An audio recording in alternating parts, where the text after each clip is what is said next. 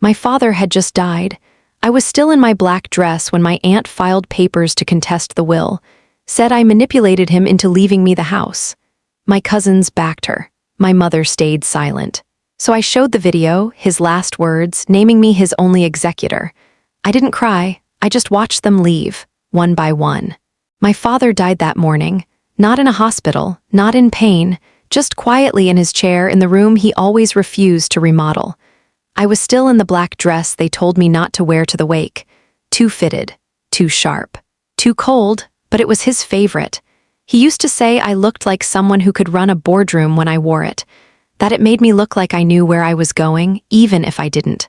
So I wore it, even though they all stared. The service was small, quiet, nothing extravagant. He hated drama, hated waste. He wanted plain flowers, no slideshow, no speeches. I respected that. They tried to make it more readings, a choir, a whole production. But I told the funeral home to follow his notes, not their nostalgia. Afterward, everyone drifted back to their cars like they had been let out of something, not released from grief. I didn't follow.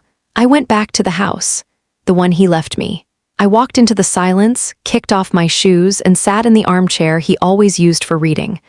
I had not eaten all day, did not feel like eating, did not feel like crying either. I just sat there.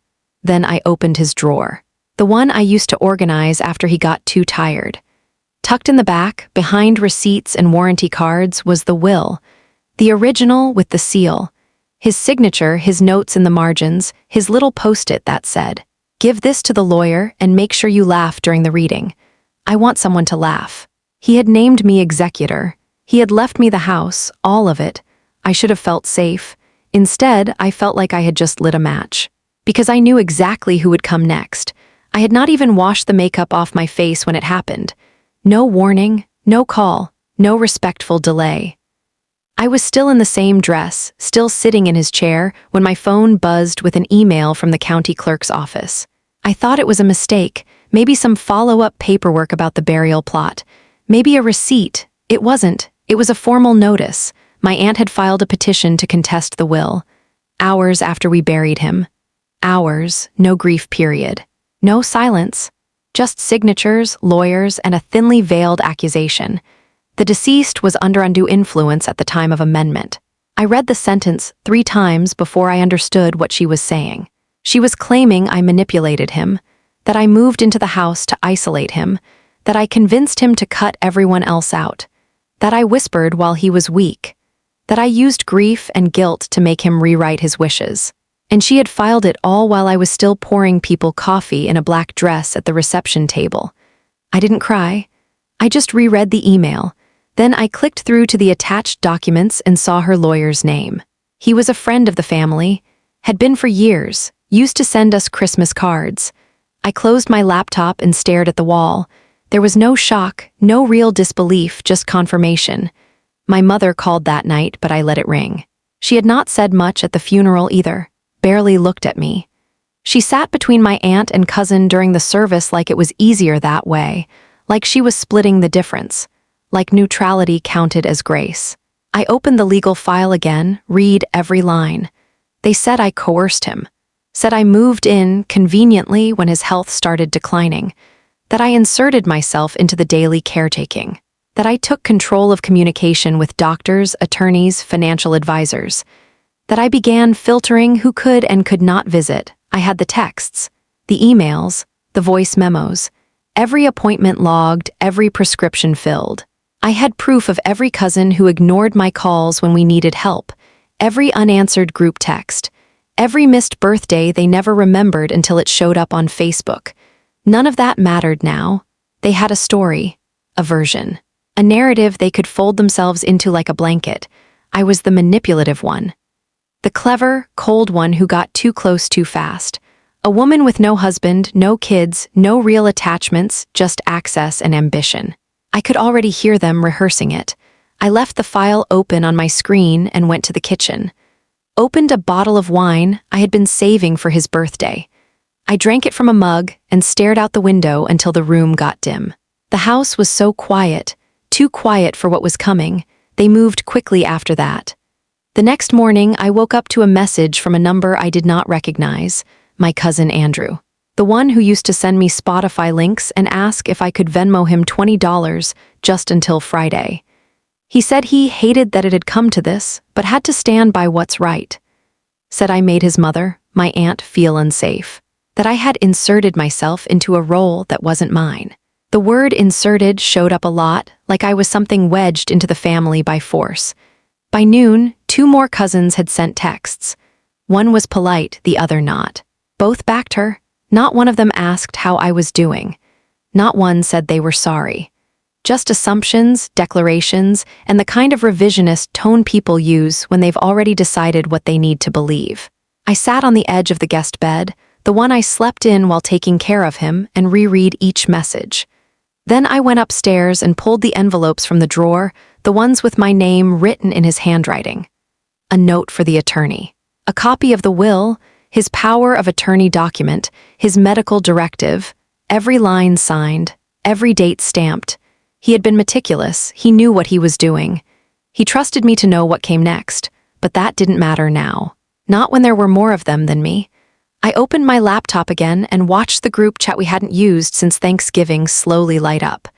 Andrew had renamed it, Immediate Family Only. By the time I walked into the kitchen, they had started calling me a thief. It was not even subtle, just a string of messages. You knew what you were doing. You waited till he was weak. You think a signature makes you entitled. From cousins who used to ask me to bring pies to every holiday, who used to laugh when I gave them rides home, who once called me the calm one, the one who always keeps it together. Now I was a manipulator, a gold digger, a liar. I screenshotted everything. They did not even try to hide the fact that they were aligning. My aunt had already retained a new lawyer. The group chat was full of talk about protecting the family legacy and restoring fairness. One message stood out. It was from my cousin Lee, the one who used to borrow my clothes. We can't let her take everything. That house was always meant to be ours. Ours, like I hadn't spent the last 2 years sleeping on an air mattress beside a hospice bed. Like I hadn't spoon-fed him soup or changed his bedsheets. Like they had been there for more than a weekend visit and an Instagram post. They rewrote the story so fast, I almost believed it myself. I took my coffee back to the reading room, sat where he used to sit, and stared at the walls. Every photo on them had been dusted by me, hung by me, cleaned, straightened, preserved by me. But now I was just the woman who got too close. I asked my mother what she thought, not right away. I waited 3 days. Then I called her while folding laundry from the bag I still hadn't unpacked since the funeral. She answered like nothing had happened. "How are you holding up?" I asked her if she knew about the filing. She hesitated for 2 full seconds, then said, "Your aunt's been under a lot of stress." I said, "That's not what I asked." She exhaled, said, "Maybe it's for the best if everyone feels heard." I didn't respond. Then I asked if she believed I manipulated him. She went quiet again, then said, "It's not about believing, it's about keeping peace." That was her answer. The same woman who used to braid my hair every school morning, who once told me I was born with a quiet kind of strength. Now, she would not even say out loud that her daughter was telling the truth. "Do you think I took advantage of him?" I asked one more time. All she said was, "This is hard on everyone." Not no, not of course not, just that. I folded another shirt, pressed it into the drawer, and ended the call. She did not call back. "It's just a house," Uncle Ron said. He said it like that should make me feel better. Like detaching from everything I had held together for years was supposed to feel noble. He came by the house without asking. Said he was just checking in. Brought over a casserole dish and sat at the table like nothing was happening. Said the word family 5 times in the first 2 minutes. "You're not doing yourself any favors by hanging onto all this," he said. "These things have a way of escalating. Sometimes you just have to be the bigger person." The bigger person, I smiled. I offered him tea. I listened while he explained how everyone just wanted peace, how I could still come to the reunion, how there was no need to drag this out in court. He called it a misunderstanding, a clash of grief. I asked him if he had ever spent the night on a recliner next to a man gasping for breath, adjusting morphine drips, rationing sips of water, and whispering updates to the nurse at 3 a.m. He did not answer. He put his tea down, said something about how this wasn't what your father would have wanted. I almost laughed. Not because it was funny, but because I already had the video. I already knew exactly what my father wanted. But I said nothing, just walked him to the door and said thanks for stopping by. He said, "Think about what I said." I said I would, I didn't. The will had my name on it, not buried in fine print, not tacked on as an afterthought. It was typed, signed, notarized, every line clear. My name, my role, my responsibility. But apparently that was not enough. Their new lawyer claimed the document was suspiciously revised. Claimed my father's mental state near the end called everything into question. Claimed undue influence. Coercion. Said I positioned myself during a vulnerable time. They called the version I submitted one interpretation. As if wills were poems. I sat through the first meeting with my attorney and listened as he explained how often this happens. How grief gets twisted into possession. How family lines blur when property's involved. He told me not to panic. That the documents were strong. That I had a case. I believed him, but belief does not stop people from lying. The first time I saw the official filing from their side, I had to read the sentence twice. The decedent was not of sound mind at the time of this amendment. The decedent, my father. The man who could recite account numbers from memory, who still paid his bills online. Who made lists, double-checked calendars, and read The Economist in hospice. He was sound. But sound would not be enough. Not when their story was louder. They called it convenient. That was the word they used in their emails. In court. In whispers passed between lawyers. Convenient that I had moved in during his final year. Convenient that I handled the hospice arrangements, the medical bills, the grocery runs, the medication schedules. Convenient that I was the one who cooked, cleaned, sat up with him, bathed him, held his hand through the worst nights. Convenient that I was there when he revised the will. They spun devotion into strategy, said I isolated him, said I restricted access, that I discouraged visits, even though not one of them showed up uninvited, even though every call from them went to voicemail because he was too tired to speak. One cousin actually claimed I cut them off emotionally. Another wrote a statement saying she felt disrespected by my presence. Because I was in his house when she came to visit once and left after 10 minutes. None of them mentioned the Christmas where he cried because no one called. None of them mentioned the time I held his hand through a panic attack after another surgery. None of them were there when he told me, quietly, "I'm ready." They only came back once they realized the deed had changed. They said it made no sense.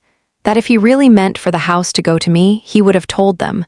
I did not respond, because he did tell them. They just never listened. She was never even around. That was the phrase that caught me off guard. In their affidavits, in their testimonies, they began rewriting the story. My cousins said they were always checking in, said they dropped by regularly, claimed they handled everything before I moved in, that I only showed up near the end, when things got easy. They used phrases like primary caregiver, like it was a title they could claim retroactively. One even said I inserted myself. I almost laughed at that one. Inserted myself into what? The 10-hour days of rotating medication schedules, the sleepless nights with pain alarms, the financial triage when insurance kept denying hospice coverage. They said they were the ones who were there. Meanwhile, I had grocery receipts, video logs, emails, letters, but none of that mattered. They said it enough times so the story started to stick. To them, to others. To people who knew us only loosely, who nodded and said, "Families are messy." No one remembered the birthdays they missed, the holidays they skipped, the voicemail from 2 years ago where he asked if anyone still cared. I remembered. They didn't need the house. They needed the narrative, the one where they were good children, good nieces, good people. And I was the one who crossed the line. They loved him, they said. Maybe they did, but I never left him. They were confident. Too confident. The kind of confidence that comes from years of getting their way. They had a lawyer who wore expensive shoes and called me "young lady" every time I spoke. They had notarized statements from relatives I hadn't seen since middle school. They had a timeline of events, selectively trimmed, with just enough truth to look legitimate. They walked into mediation like they had already won. At the table, my aunt smiled at me. The same smile she used when she wanted someone else to wash the dishes. She leaned in and said, "This doesn't have to be ugly. I didn't answer. My cousins avoided eye contact but sat straight, alert, like they were expecting a trophy for showing up. One of them offered to compromise, said I could buy them out if I wanted to keep the house. As if I hadn't already paid for it in ways none of them ever would. As if the cost of watching someone you love disintegrate in a bed had a market value. My lawyer kept telling me to stay calm, to let the process work. So I stayed calm. I let them build their story brick by dishonest brick. I let them walk into the courtroom carrying a version of events they rehearsed in the mirror. I let them believe silence meant weakness. They had no idea I was sitting on the one thing that would end it all. They forgot who raised me. My father was not a fool. They seemed to forget that. They talked like he was slipping, like he barely knew what was happening, like he was confused, fragile, easy to sway. But even when his body gave out, his mind stayed sharp. Especially when it came to money, to property, to people who only showed up when something was at stake. So he recorded a message. Not because he didn't trust me, but because he didn't trust them. I found it 3 weeks after his funeral, tucked in a folder on his desktop inside a file named House Final. I almost missed it. It was 10 minutes long. No background music, no dramatic lighting. Just him in his chair, wearing his glasses, speaking like he was dictating a memo. Steady, clear.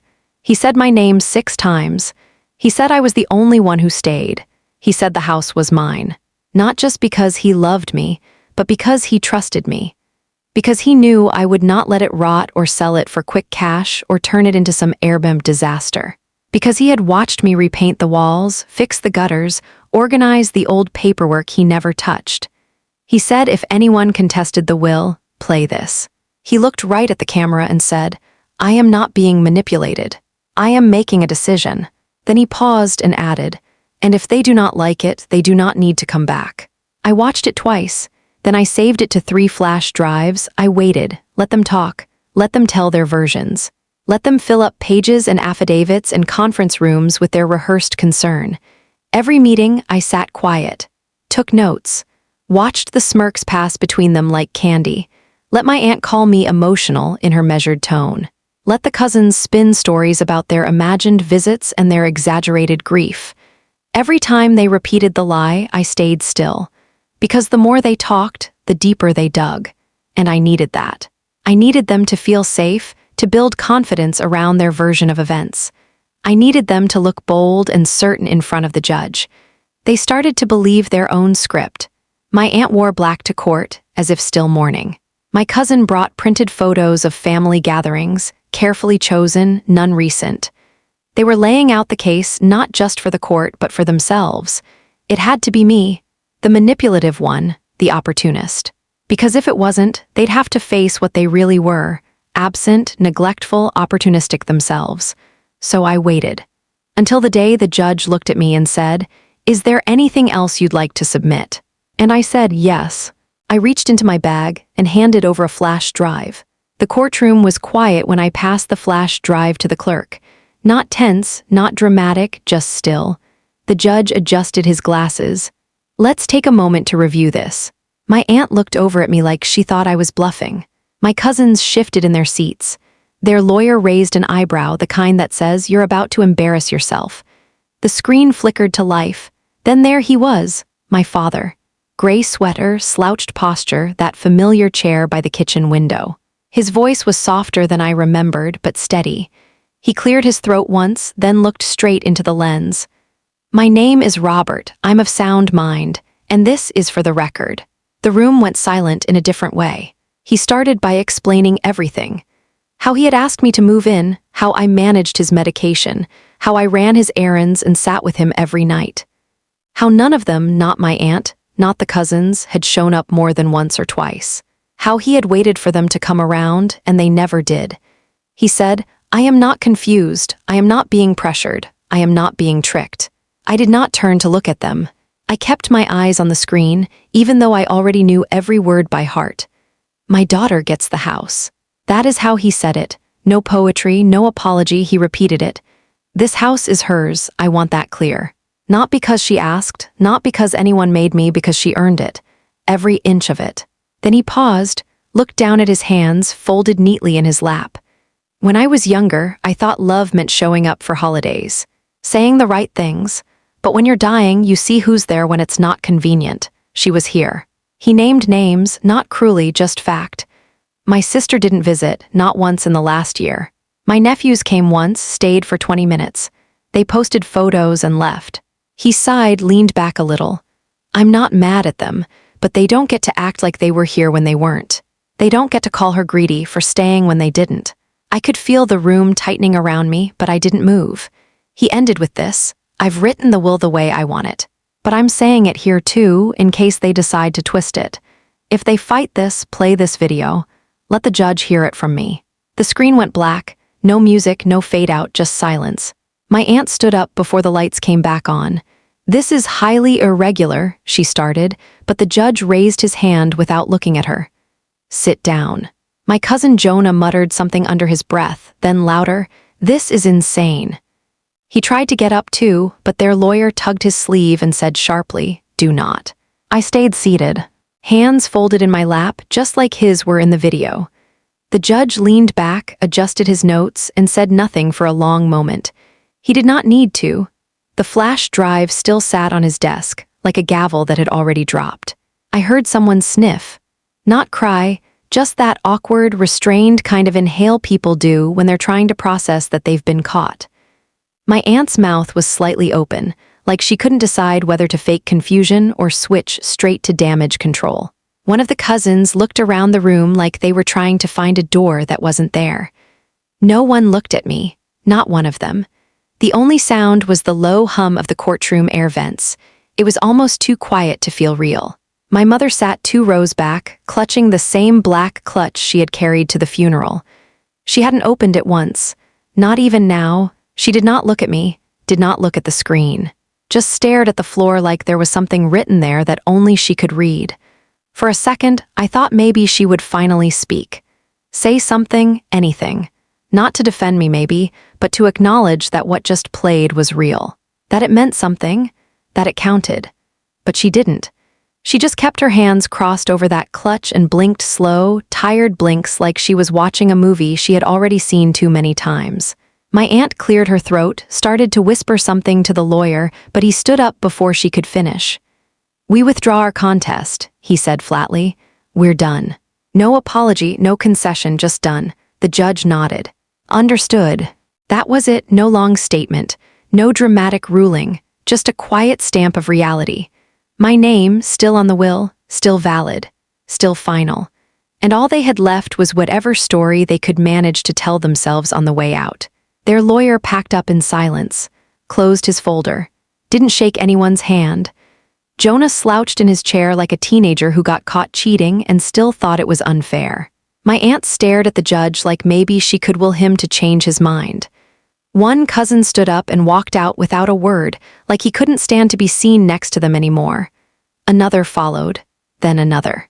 They didn't look at me as they passed. My aunt was last. She stood slowly, straightened her blazer, and looked over at me like she might say something. Her mouth opened, but then she just shook her head like I had somehow disappointed her and walked out. My mother was still sitting there. She didn't get up. I waited for her to say anything. A whisper, a nod, a glance, but she didn't. So I stood, stepped into the aisle, and walked out. No one stopped me. No one called my name. They had spent months trying to drag me into court. Into shame, into silence. And now all I left behind was their defeat in rows of empty chairs. I walked out of that courtroom without breaking stride. The hallway was cooler, quieter, no more whispers, no side glances. Just the sound of my heels on the tile and the quiet hum of a vending machine that hadn't worked since I was a kid. It used to eat your coins and blink error like it was mocking you.